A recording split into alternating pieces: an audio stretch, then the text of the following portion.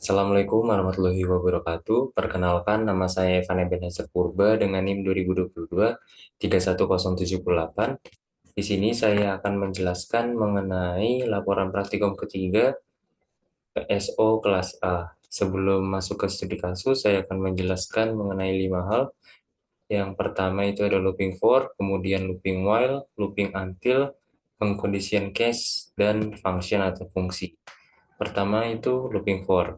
Looping for ini merupakan cara untuk menjalankan serangkaian perintah secara berulang kali berdasarkan daftar item atau rentang nilai tertentu. Ini berguna ketika kita tahu sebelumnya ada berapa banyak iterasi yang akan dilakukan. Yang kedua itu ada looping while. Looping while ini akan terus menjalankan serangkaian perintah tersebut selama suatu kondisi tersebut itu bernilai benar. Ini sering digunakan ketika kita tidak tahu ada berapa banyak iterasi yang dilakukan di awal. Yang ketiga itu ada looping until. Ini kebalikan dari looping while, di mana looping until ini akan terus berjalan sampai suatu kondisi tersebut itu menjadi benar. Jadi, selama kondisi tersebut masih salah, maka looping ini akan terus berjalan. Yang keempat itu ada pengkondisian case. Ini merupakan cara untuk melakukan berbagai tindakan berdasarkan nilai dari sebuah variabel atau ekspresi tertentu. Pengkondisian case ini berguna untuk memilih di antaranya banyak kemungkinan pilihan. Dan yang kelima itu ada function atau fungsi. Ini merupakan perintah yang dapat didefinisikan sekali dan dapat dipanggil berkali-kali. Function ini berguna untuk membantu mengatur kode menjadi blok-blok menjadi lebih kecil dan dapat digunakan kembali. Selanjutnya, saya akan masuk ke dalam studi kasus. Sebelum itu, saya membuat direktori baru dengan nama laprak 3 menggunakan perintah mkdir. Kemudian saya masuk ke dalam direktori itu dengan perintah cd laprak 3. Kemudian di dalam direktori laprak 3 ini, saya membuat file dengan perintah v laprak3.sh.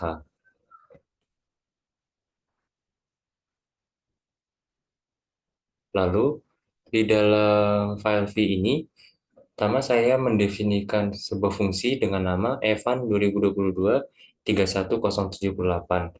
Di dalam fungsi ini, saya kemudian mendeklarasikan sebuah array kosong dengan nama ini array. Kemudian, saya mencetak pesan masukkan panjang NIM Anda, di mana ini meminta user untuk memasukkan panjang NIM-nya, kemudian nilai itu masuk ke dalam variabel panjang NIM. Setelah itu, adanya inisialisasi counter pada variabel i dengan nilai 1.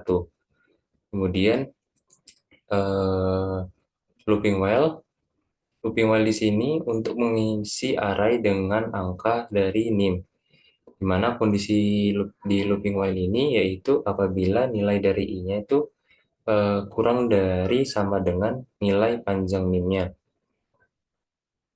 Apabila kondisi tersebut sesuai, maka looping ini akan meminta user memasukkan angkanya satu per satu sesuai dengan panjang NIM-nya dan menyimpannya ke dalam array ini array. Setiap kali user memasukkan angka, nilai i-nya akan bertambah 1. Kemudian, menampilkan NIM menggunakan looping until. Pertama di sini, cetak dulu pesan NIM saya adalah menggunakan perintah echo min n. Kemudian inisiasi counter untuk variabel i dengan nilainya 0. Kemudian untuk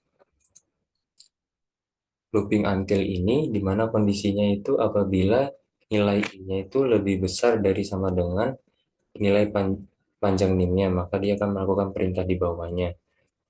Looping until ini akan menampilkan setiap angka di dalam array ini array secara berurutan untuk membentuk NIM lengkap.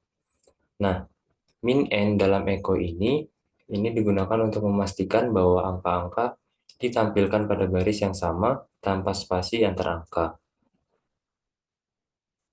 Kemudian echo di sini ini untuk membuat baris baru setelah NIM ditampilkan.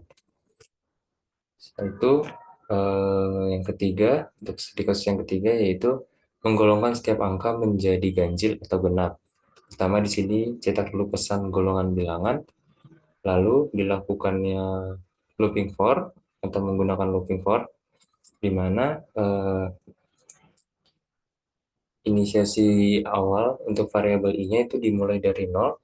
Kemudian perulangan ini akan terus berulang selama nilai i-nya itu kurang dari panjang mim-nya dan menambahkan satu ke nilai i pada setiap iterasi.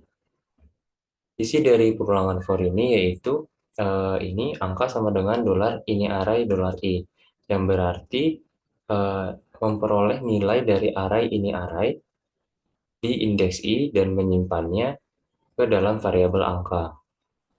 Selain itu, ada juga pengkondisian case dolar angka in, di mana ini pengkondisian case ini untuk mengecek nilai angka. Nah, jika angka itu 0, 2, 4, 6, 8, maka dia akan menampilkan pesan dolar angka adalah bilangan genap. Tapi jika angka itu 1, 3, 5, 7, 9, maka dia akan menampilkan pesan dolar angka adalah bilangan ganjil. Kemudian, apabila tidak keduanya, maka dia akan menampilkan pesan nilai tidak valid dolar angka. Dan di sini don lalu ditutup fungsinya.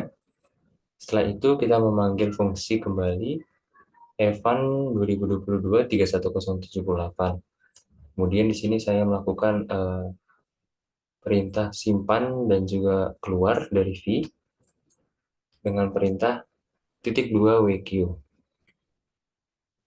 Kemudian di sini saya memberikan izin dulu untuk eksekusi dengan perintah chmod plus x laprak3.sh.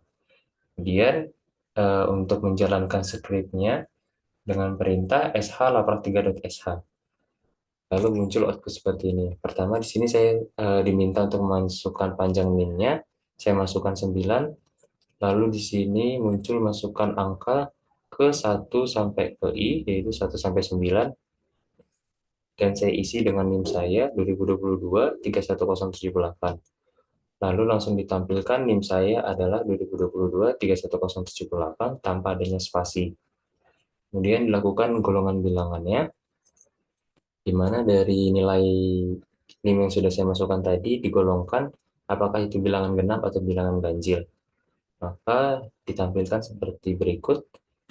Jika 2, 0, dan 8 dia genap. Jika 1, 3, dan 7 maka dia akan ganjil.